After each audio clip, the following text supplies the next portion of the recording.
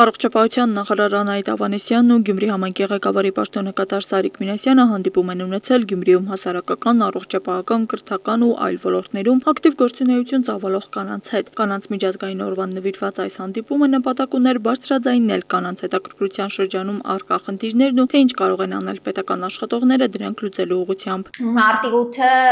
իր խորհրդի շրջանակներում թե ծաղիկների, թե շնորհավորանքների շատ կարևոր է եւս մեկ անգամ բարձրաձայնելու թե ինչ խնդիրների ենք մենք առնչվում թե հանրային, թե հասարակական կյանքում։ Ես կուզենայի, որ այստեղ այնպիսի պետական քաղաքականություն մշակենք, որ մեր ուսանողները, ովքեր ավարտում են, արդեն կարող են հստակ որպես բժիշկներ աշխատել, այդ մարդկանց ինչ որ առումով կապենք մեր քաղաքի հետ, որպեսզի այստեղ կայանան, այստեղ իրականացնեն իրենց ստացած փորձն ու գիտելիքները։ Առողջապահական հաստատությունների մատչելիությունից մինչև հողակների ու պոակների աշխատակիցների բժշկական ապահովագրություն, ենթակառուցվածքների հիմնանորոգումներ եւ այլն խնդիրներ, որոնք բարձրաձայնել են այս կանայք։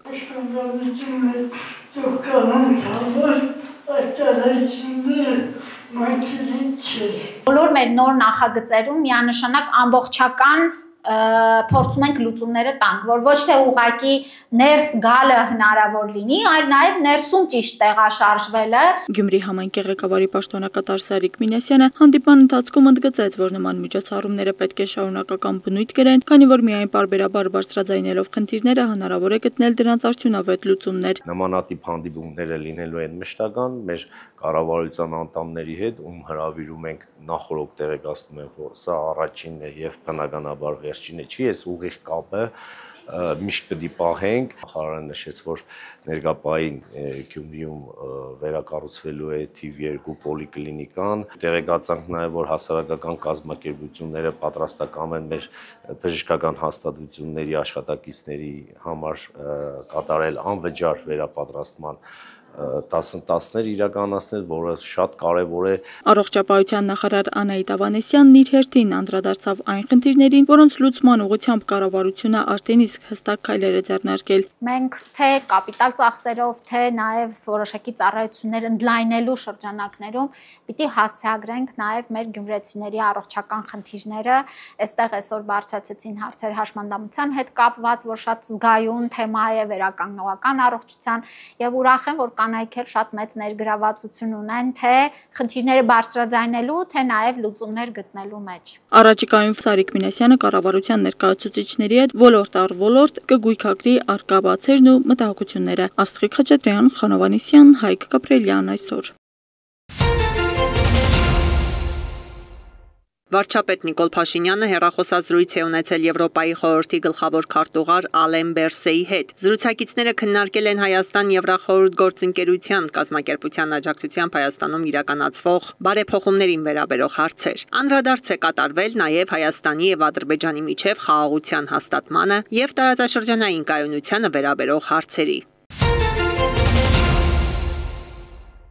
Նյու Դելիում կայացել է Հայաստանի արտգործնախարար Արարատ Միրզոյանի եւ Հնդկաստանի արտգործնախարար Սուբրամանյամ Ջայշանկարի առանձնազրույցը, որին հաջորդել է նախարարների ղեկավարած պատվիրակությունների ընդլայնված կազմով հանդիպումը։ Հանդիպման մեկնարկին իր խոսքում նախարար Միրզոյանը նշել է. Հարգելի ներկաներ, հարգելի գործընկերներ, թույլ տվեք հայտնել իմ խորին երախտագիտությունը հրավերի եւ ջերմ ընդունելության համար։ Հարգելի նախարար Ջայշանկար, մշտապես մեծ հաճույք է ձեզ հետ մտքեր փոխանակելու հնարավորություն ունենալ ոչ միայն մեր երկկողմ օրակարգի, այլև տարածաշրջանային ու գլոբալ գործընթացների վերաբերյալ։ Թույլ տվեք շնորհավորել ձեզ կրիկետի միջազգային խորհրդի մրցաշարում ձեր թիմի վերջին հաղթանակի առթիվ։ Կարծում եմ, որ սա կարևոր եւ բավականին խորհրդանշական իրադարձություն է։ Հարգելի գործընկերներ, վստահ եմ, որ կհամաձայնեք, որ մեր հարաբերությունները, որոնք ավանդաբար ձևավորվել են դարավոր, կարելի է ասել քաղաքակրթական կապերի հիման վրա, վերջին տարիներին զգալիորեն նոր մակարդակի են բարձրացել, եւ դա առաջին հերթին ձեր անձնական ջանքերի եւ ներդրման շնորհիվ է, պարոն նախարար, ինչը մենք բարձր ենք գնահատում։ Մենք ցանկանում ենք կառուցել ավելի ամուր տնտեսական, առևտրային, տեխնոլոգիական եւ մշակութային կապեր Հնդկաստանի հետ, որպեսզի մեր երկու ժողովուրդներն էլ օգտվեն այս հարաբերություններից առաջիկա տասնամյակներում եւ դարերում։ Այլ հարցերի թվում մենք կարեւորում ենք նաեւ երկու երկրների արտաքին գործերի նախարարությունների միջև պարբերաբար անցկացվող քաղաքական խորհրդակցությունների դերը, ինչպես նաեւ միջկառավարական հանձնաժողովի կանոնավոր նիստերը։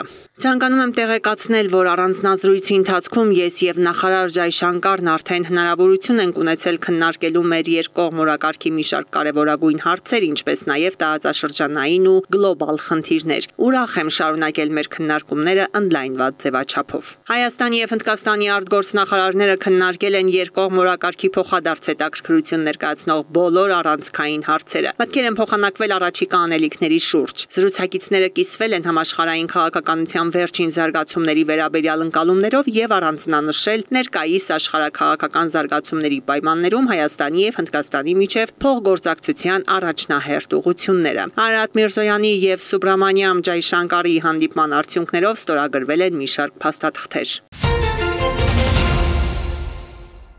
Հայաստանի արտգործնախարար Արարատ Միրզոյանը ելույթ է ունեցել համաշխարհային հարցերով հնդկական խորհրդում։ Հնդկաստանը եղել է առաջին երկրներից մեկը, որը ճանաչել է Հայաստանի անկախությունը 91 թվականին։ Ընդամենը 4 տարի անց մենք ստորագրեցինք մեր երկրների միջև բարեկամության եւ համագործակցության վերաբերյալ պայմանագիրը, եւ այս տարի մենք արդեն նշում ենք այս կարևոր փաստաթղթի 30-ամյակը։ Սա եւ խորհրդանշական եւ կարևոր պահ է գնահատելու այն ամենը, ինչ ձեռք է բերվել եւ համատեղ աշխատելու ավելի հավակնոտ ծրագրերի ուղղությամբ։ Իհարկե, մեր ժողովուրդների միջև շփումները շատ ավելի հեռուն են ձգվում, քան վերջին 34 տարիները։ Թեև մեծ բաժանում է աշխարհագրական հեռավորությունը, Հայաստանը միշտ դիտել է Հնդկաստանը որպես մտերիմ գործընկեր, մի ժողովուրդ, որի հետ մենք կիսում ենք խորը քաղաքակրթական կապեր եւ բարեկամական հարաբերությունների երկար պատմություն։ Պատմականորեն մեր ժողովուրդները փոխկապակցված են եղել դեռևս մինչև ժամանակակից ազգային պետությունների ձևավորումը։ Արդի ժամանակաշրջանի մեկնարկին հայ վաճառականները Հնդկաստանում միջսահմանային առևտրի եւ մշակութային փոխանակումների առաջամարտիկներն էին։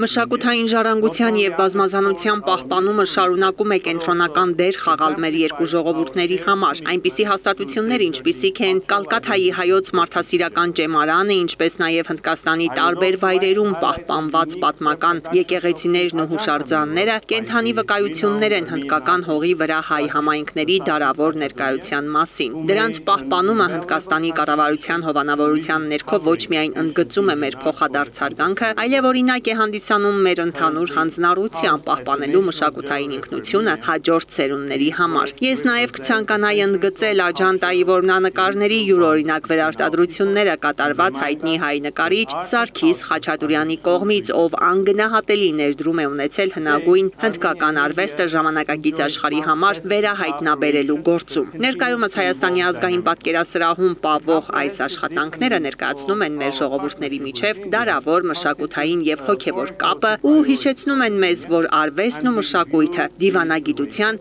իսկական կամուրջներն են, ասել է Արարատ Միրզոյանը իր ելույթում։ Պետական եկամուտների կոմիտեի նախաձեռնությամբ այս տարվա հունվարի 1-ից ներդրվել է հարկային պարտավորությունների հաշվառման նոր համակարգ։ Բարեփոխումների արդյունքում պարզեցվել եւ առավել համակարգված է դարձել հարկային պարտավորությունների եւ դեպետային գումարների հաշվառման գործընթացը։ Այսուհետ հարկային հաշվարկներով առաջացող ավելացված արժեքի հարկի եւ ակցիզային հարկի փոխհատուցվող գումարները, որպես դեբետային գումարներ, կառավարության սահմանած չափանիշներին համապատասխան համարվելու են ռիսկային կամ ոչ ռիսկային։ Ոչ ռիսկային համարվող դեբետային գումարները մուտքագրվելու են միասնական հաշվին ինքնաշխատ տվյալ հարկի վճարման հաշվետու ժամանակաշրջանի վերջնաժամկետում։ Այսինքն, եթե ավելացված արժեքի հարկի կամ ակցիզային հարկի հաշվարկը համարվում է ոչ ռիսկային, ապա այդ դեբետային գումարը միասնական հաշվի մուտքագրելու համար հարկատուն այլևս դիմում գրելու անհրաժեշտություն չի ունենում, իսկ հարկային մարմինը լրացուցիչ ուսումնասիրության։ Այդ գումարն էլ ըստ հարկատուի նախընտրության կարելի է օգտագործել այլ հարկային պարտավորությունների մարման համար։ Ավելին, եթե տնտեսվարողը նոր անձնական քարտում ավելացված մարում վերադարձեջում համապատասխան նշում կատարի, այդ գումարն իր միասնական հաշվին կփոխանցվի մինչև վերջնաժամկետը։ Իսկ եթե կառավարության սահմանած չափանիշներով այդ գումարը ռիսկային է, ապա տնտեսվարողն այն կկարողանա հետ ստանալ միայն արդեն գործող ընթացակարգով։ Եթե հաշվարկի դեբետը դիտարկվում է ռիսկային, այս դեպքում ռիսկային դեբետից մարվում են միայն ԱՀ-ի եւ ակցիզային հարկի պարտավորությունները, իսկ միասնական հաշվին վերադարձնելու նպատակով հարկ վճարողը պետք է նախորդ ընթացակարգի նման ներկայացնի դիմում, հետո իրականացվի ուսումնասիրություն եւ եզրակացության հիման վրա այդ գումարը փոխանցվի միասնական հաշվին։ Փոխվել է նաև Եվրասիական տնտեսական միությունից ներմուծված ապրանքների համար վճարված ավելացված արժեքի հարկի գումարների հաշվացման կարգը։ Մինչդեռ ավելացված արժեքի հարկի հաշվարկման եւ վճարման, ինչպես նաև հայտարարագրերի ներկայացման վերջնաժամկետները մնացել են անփոփոխ։ 2025 թվականի հունվարի 1-ից ներմուծված ապրանքների համար ավելացված արժեքի հարկի հաշվանցումը կարող է իրականացվել տվյալ ներմուծման օրը ներառող ամսում, եթե այդ ամսում միաժամանակ ներկայացվել է նաև այդ ապրանքների համար ներմուծման հարկային հայտարարագիրը եւ վճարվել է ներմուծման համար ավելացված արժեքի հարկի գումարը։ Հետևաբար, այս փոփոխության շնորհիվ տնտեսվարողներն ավելացված արժեքի հարկի հաշվանցումները կարող են կատարել հենց ներմուծման ամսում եւ նույն ժամանակահատվածի արդյունքներով էլ հետ ստանալ հաշվարկով առաջացած դեբետային գումարները։ Սակայն եթե ներմուծման ամսում տնտեսվարողը չի ներկայացրել ներմուծման հայտարարագիր եւ չի վճարել ներմուծման ավելացված արժեքի հարկի գումարներ, ապա այս դեպքում ԱՀ-ի հաշվանցումը կիրականացվի հաջորդ ամսում։ Այսինքն տնտեսվարողը կարող է այդ գումարը հետ ստանալ հաջորդող ամսվա արդյունքներով, եթե իհարկե մինչեւ այդ ամսվա 20-ը կատարել է վերոնշյալ երկու պահանջը։ Փոփոխությունները հնարավորություն են տալիս կրճատել ոչ ռիսկային դեբետային գումարների վերադարձման գործընթացը, ինչի արդյունքում տնտեսվարողները կկարողանան առավել արդյունավետ կառավարել իրենց ժամանակն ու ֆինանսական հոսքերը։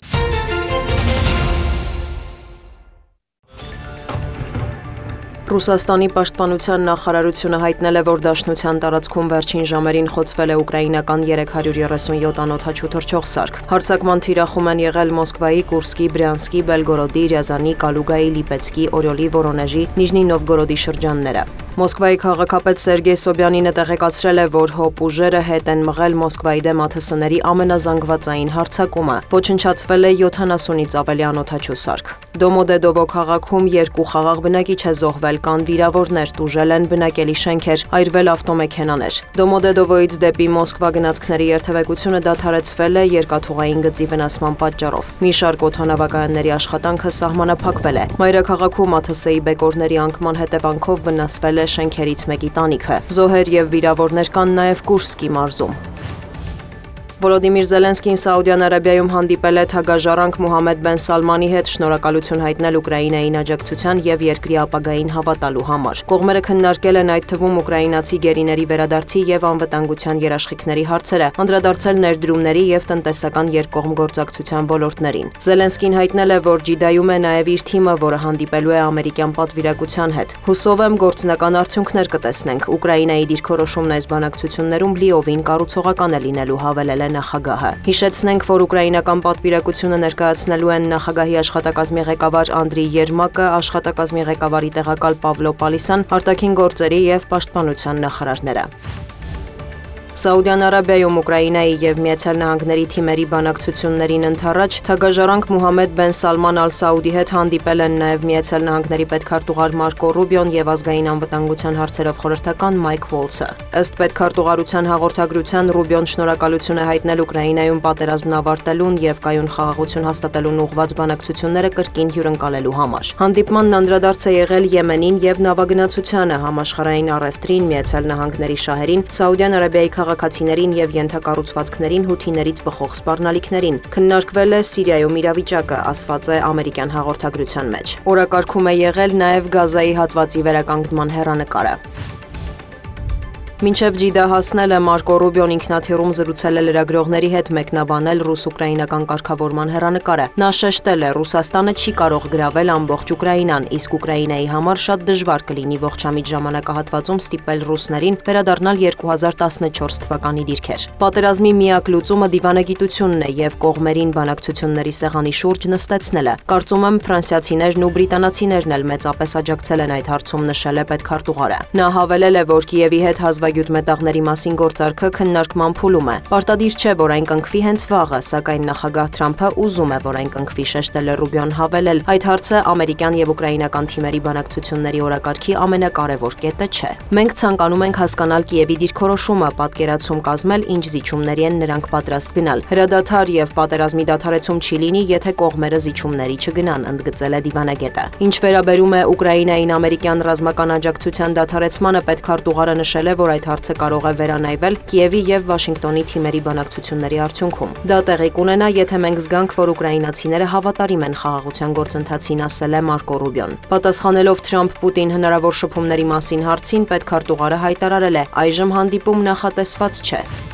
Թուրքիայի նախագահն ամփոփել է օրերս Ադրբեջանի նախագահի հետ ունեցած հանդիպման արդյունքները։ Ռեջեփ Էրդողանը հիշեցրել է, որ Իլհամ Ալիևի հետ առցանց մասնակցել է Իգդիր Նախիջևան գազատարի բացմանը, խորհրդակցություններ անցկացրել մի շարք կարևոր հարցերի, այդ թվում Հայաստանի հետ խաղաղության բանակցությունների շուրջ։ Թուրքիայի նախագահն անդրադարձել է Սիրիայում իրավիճակին, նշել Անկարան դատապարտում է անարդարությունն ու ահաբեկչությունը։ Սիրիայի իշխանությանն անհրաժեշտ խորհրդատվություն ենք տրամադրում ներկայիս լարվածությունը հնարավորինս շուտ հաղթահարելու համար։ Սիրիայի նախագահ Ահմեդ Ալ-Շարան վարում է ներառական քաղաքականություն, որը բացառում է ռևանշիզմը, ասել է Էրդողանը։ Նա խոսել է նաև եվրոպական անվտանգության խնդիրներից, նշել, եվրոպացի գործընկերները պետք է հասկանան Թուրքիայի դերը եւ հաշվի առնեն դա իրենց ռազմավարությունը մշակելիս։ Էրդողանի խոսքով Անկարան փորձում է բարելավել հարաբերությունները Եվրամիության հետ եւ ցանկանում է լիարժեք անդամակցություն ստանալ։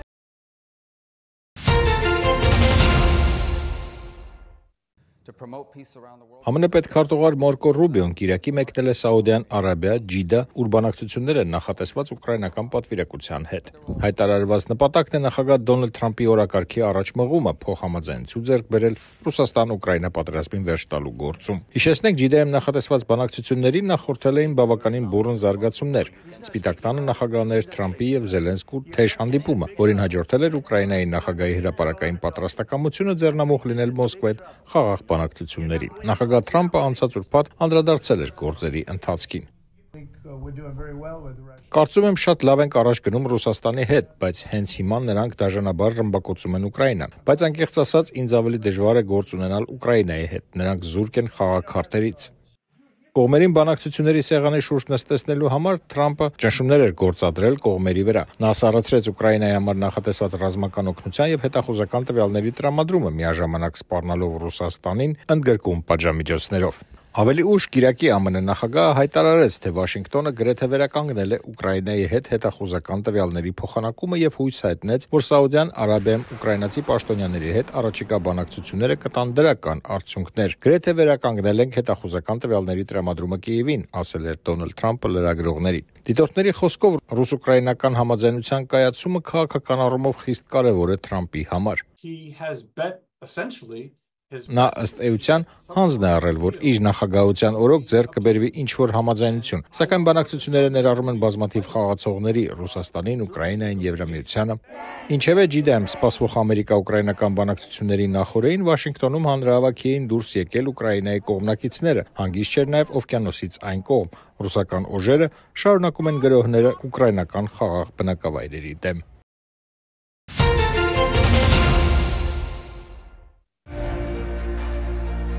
Ունեցել եմ 2 մենամարտ, երկուսն էլ հաղթել եմ ժամանակից շուտ։ Մենամարտել եմ, այսպես ասեմ, իմ ընկերների հետ, քանի որ մի հավականից ենք բոլորս։ Որ ռինգ ելնելուց առաջ ասում են ներկայացնում է բանակի կենտրոնական մարզական ակումբը, այդ ոնց որ տասնապատիկ ողջևորում է։ Բանակի կենտրոնական մարզական ակումբը ներկայացնող զինծառայողներն են բռնցքամարտի Հայաստանի մեծահասակների 2025 թվականի առաջնության չեմպիոնները 3 քաշային կարգերում։ Հանդես եմ եկել 92 կիլոգրամ քաշային կարգում, անցկացրել եմ 2 մենամարտ, երկուսն էլ ժամանակից շուտ եմ ավարտել մենամարտերը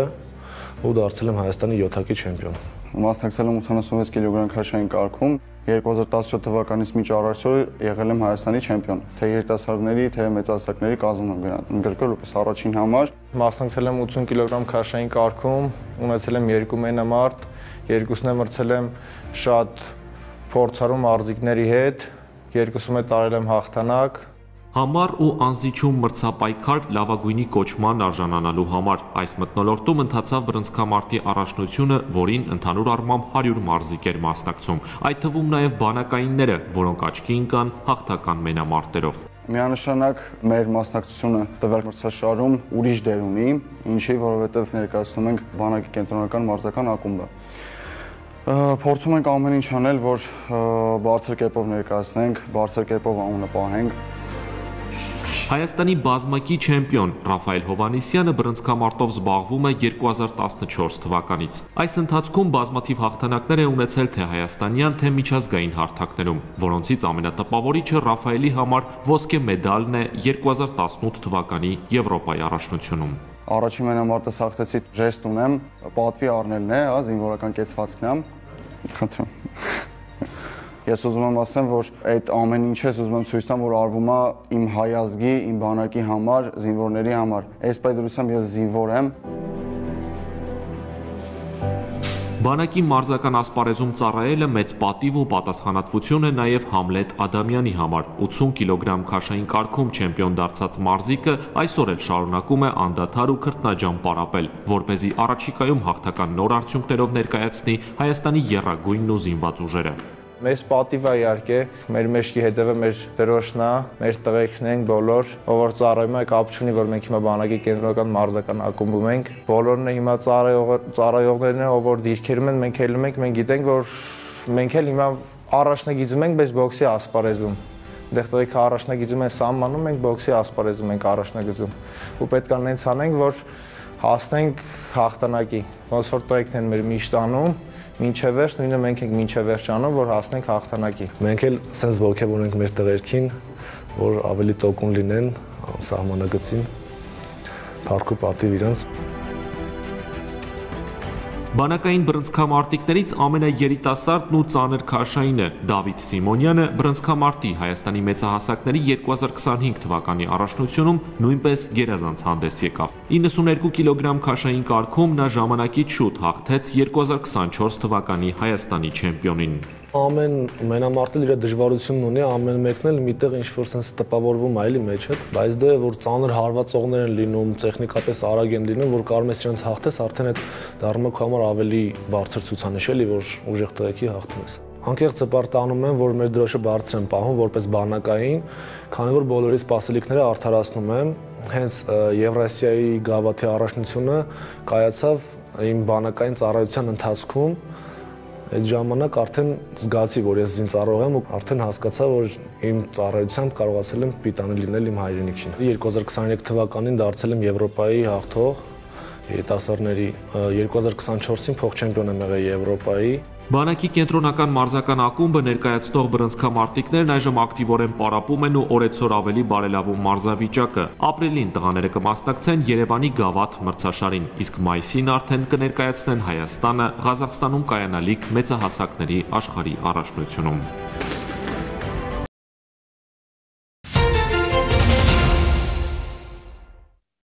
Մարտի 6-ից Սիրիայի արևմուտքում մասսայական կոտորած է սկսվել։ 4-րդ օրն է արդեն, ինչ Լաթաքիայում, Տարտուսում, Համայում եւ Հոմսում տեղի են ունենում սպանություններ։ Նոր կառավարության հովանավորությամբ զինված խմբերը կյանքից զրկում են հարյուրավոր անմեղ մարդկանց, այդ թվում կանանց եւ երեխաներին։ Միջազգայնագետ Դավիթ Կարապետյանը մի քանի պատճառներ է առանձնացնում։ Հենց այնպես փողոցում անմեղ քաղաքացիական անձանց ստորացնելով, մարդկային արժանապատվությունը նսե մատնելով, տանջանք անում ու ճանապարհի պատահած առաջին իսկ քաղաքացուն սպանելով պատտվում են քաղաքի թաղամասերով, մտնում են սեփական տներ, ողջ ընտանիքին սպանում։ Մենք դրա ականատեսն ենք հենց հիմա, եւ սպանվում են ինչի համար, որովհետեւ պարզապես նրանք ալավի են, այսինքն նրանք ասադականներ են, որովհետեւ ժամանակին նաեւ Ասադի իշխանության տարիներին նրանք բարձր պաշտոններ են զբաղեցրել։ Այսինքն նրանցից վրեժեն լուծում են բանի համար, որ Արաբնի այդ շրջանների բնակիչները չեն աջակցում ներկա գործող իշխանությունների, ահաբեկչական ռեժիմին, թույլ տվեք ինձ այդպես ձևակերպեմ, ու փորձում են ինքնիշխանություն ձեռք բերել։ Պատճառը դա է։ Համացանցում տեղի ունեցող ահաբեկչությունը փաստող բազում կադրեր կան։ Մարդու իրավունքների սիրիական դիտորդական կենտրոնը հայտնել է, որ մարտի 6-ից ի վեր զոհվել է 1311 մարդ, այդ թվում անվտանգության ուժերի եւ պաշտպանության նախարարության 231 անդամ, նախկին նախագահ Բաշար Ալ-Ասադի 250 կողմնակից եւ 830 խաղաղ բնակիչ։ Մի շարք այլ աղբյուրներ էլ հայտնում են, որ 3 օրում 10000-ից ավելի մարդ է սպանվել, 8000 հոգի այս պահին պատսպարվել է ռուսական ռազմաբազայի տարածքում, նշում է Կարապետյանը։ Քրիստոնեական համայնքի առաջնորդին կացնել սպանել են, Իդլիբ նահանգի սուննի հոգևորական շեյխին սպանել են, ինչքան առաջնորդներ կա սպանում են հիմա, դա նոնսենս է եւ պետք է այստեղից մենք հետեւություններ անենք։ Ես չգիտեմ հիմա հայ ժողովուրդը ամորֆ ու ապատիկ կարգավիճակով հիմա ինչպես է գնահատում տեղի ունեցողը, բայց Թուրքը իր դիմագիծը չի կորցրել։ Այն Թուրքն է, որ հիմա Սիրիայի տարածքում էթնիկ զդում է իրականացնում, ցեղասպանություն է իրականացնում։ Քաղաքակիրթ աշխարհը իրադարձություններից 4 օր անց միայն սկսեց դատապարտել սիրիական փողոցներում այս օրերին տեղի ունեցողը, կոչ անելով պատասխանատվության ենթարկել խաղաղ բնակիչների սպանությունների մեղավորներին։ Ինչ հետևանքներ կունենա այս ամենը։ Փորձագետի խոսքով, եթե այս կոտորածը մարսվեց, ցեղասպանությունների դարաշրջանը չի ավարտվելու։ Այս կոտորածը վերստին մեզ փաստում է եկել է ասելու, որ աշխարհին ընդհանրապես չի հետաքրքրում ռազմաքաղաքական առումով գործող հանդիսացող պայքարելու պատրաստ ազգերն ու պետությունները։ Եթե դու թույլ ես, եթե դու անկազմակերպ ես, եթե դու անզեն ես, եթե դու պայքարելու անընդունակ ժողովուրդ ես, ուրեմն քեզ կարող են կողորել։ Հենց քո ասած 21-րդ տարում ու աշխարհը կարող է լուր հետևի ու լռի։ Այսինքն աշխարհը թքած ունի մարդկային կյանքերի վրա, որտեղ իր համար դա արժեք չունի։ Այսինքն ջունգլիների օրենքն է գործում, ուժերի մոտ թույլն է մեղավոր, տգարն է մեղավոր, էսա։ Սիրիայի անցումային ժամանակաշրջանի նախագահ Ահմեդ Աշ-Շարաան հայտարարել է, որ թույլ չի տա երկիրը ներքաշել քաղաքացիական պատերազմի մեջ։ Նա խոստացել է պատասխանատվության ենթարկել խաղաղ քաղաքացիների արյան մեջ թաթախված բոլոր անձանց, ինչպես նաև գտնել եւ չեզոքացնել ուժերին, որոնք հավատարիմ են նախկին նախագահ Բաշար Ասադին։ Բայց եթե նրանց չեզոքացումը պետք է տեղի ունենա արյուն թափելով, ապա ինչպես ասում են, այս խմորը դեռ շատ ջուր կտանի։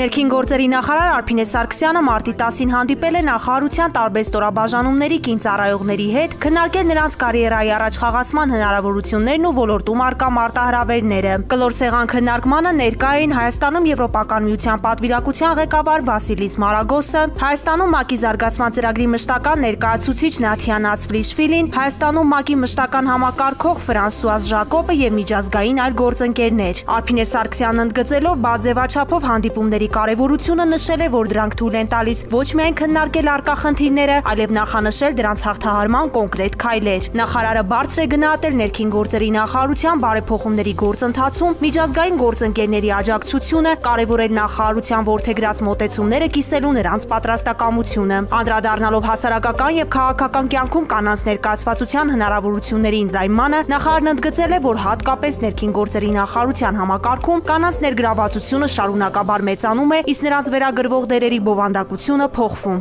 Երբ որ մենք խոսում ենք երկու սեռերի ներկայացվածության մասին, այստեղ շատ կարևոր է ընկալել, որ համատեղ ինտելեկտի, համատեղ հմտության, համատեղ գիտելիքի արկայությունն է, որ լավ արդյունքներ է երաշխավորում։ Եվ հետևապես այստեղ շատ կարևոր է հավասար ներկայացվածության ապահովումը, հատկապես ներքին գործերի նախարարության համակարգում։ Նախարարի խոսքով յուրաքանչյուր կինծառայող իր օղակում կարևոր դերակատարում ունի եւ պետք է կարիերայի առաջխաղացման իր փորձով ոգեշնչի համակարգ ընդունվող ծառայողներին։ Ձեր օրինակը կարևոր փոփոխությունների գրավական է։ Դուք այսօր Հայաստանում ստեղծում եք նոր իրավիճակ։ Դուք օրինակ եք բոլորի համար եւ կարծում եմ այնինչ անում եք իսկապես նշանակալի է։ Ես գիտեմ, որ հեշտ չի եղել կարծրատիպեր հաղթահարելը, բայց կարևոր է, որ դուք կարողացել եք հաջողել։ Վասիլիս Մարագոսն անդրադառնալով ներքին գործերի նախարարությունում ընթացող համապարփակ բարեփոխումներին, վերահաստատել է Եվրոպական միության շարունակական աջակցությունը, որը միտված է նոր արդյունքներ գրանցելուն եւ քաղաքացիներին առավել որակյալ ծառայություններ մատուցելուն։ Նա դրական է գնահատել նախարարության ենթակա ծառայություններում կանանց ներգրավվածությունը, նշել հատկապես ընտանեկան բռնության դեմ պայքարի եւ այլ զգայուն թեմաների շրջանակում կին ծառայողների մոտեցումների դրական ազդեցությունը։ Գնալով աճում է այն ընկալումը, որ կանայք իրավապահ համակարգում հատուկ արժեք ունեն եւ կանանց ու տղամարդկանց միջև հավասարությունը միայն վիճակագրություն չէ, այն բարձրացնում է հանրության վստահությունը իրավապահ մարմինների նկատմամբ, համայնքների անվտանգության ապահովման հարցում առաջարկում այլընտրանքային մոտեցումներ։ Միջազգային գործընկերները վերահաստատել են իրենց պատրաստակամությունը ներքին գործերի նախարարության հետ շարունակելու արդյունավետ գործընկերությունը։ Քննարկմանը մտքեր են փոխանակել նաև ներքին գործերի նախարարության ենթակա ծառայությունների կին ծառայողները, կիսվել իրենց փորձով ու արկա մարտահրավերների հաղթահարման ուղղությամբ ներկայացրել առաջարկներ։ Քննարկվել են նաև առաջնորդական պաշտոններում կանանց ներկայացվածության, նրանց կարողությունների շարունակական զարգացման եւ վերապատրաստումների անցկացման վերաբերյալ հարցեր։ Մարտի 3-ից 10-ը մայրաքաղաքում իրականացված ծառայության ընթացքում Երևանի պարեկները հայտնաբերել են ճանապարհային երթևեկության կանոնների 4479 խախտում, պահպանվող հատուկ տարածք տեղափոխելով 198 մեքենա, մասնավորապես հայտնաբերվել է ոչ ստապ վիճակում մեքենա վարող 188, առանց վարորդական իրավունքի վկայականի 319 անձ, հայտնաբերվել են հաշվառման համարնիշի հետ կապված 41, չամրակապված վարելու 660, վարելիս ծխախոտային արտադրատեսակ օգտագործելու 309, վարելիս հեռախոսից օգտվելու 260, հետիոտնի ոչ սահմանված վայրով անցնելու 57 եւ 1610 այլ իրավախախտումներ, 152 մեքենա շահագործվել է առանց ապա պայմանագրի, 321-ը տեխնիկական զննություն չանցած, 98-ը արտաքին լուսային սարքերի անսարքությամբ, 124-ը թաղանթապատված դիմապակիով եւ կողային ապակիներով, բացի այդ տարբեր կասկածանքներով ձերբակալվելու բաժիններ է տարվել 68 անձ։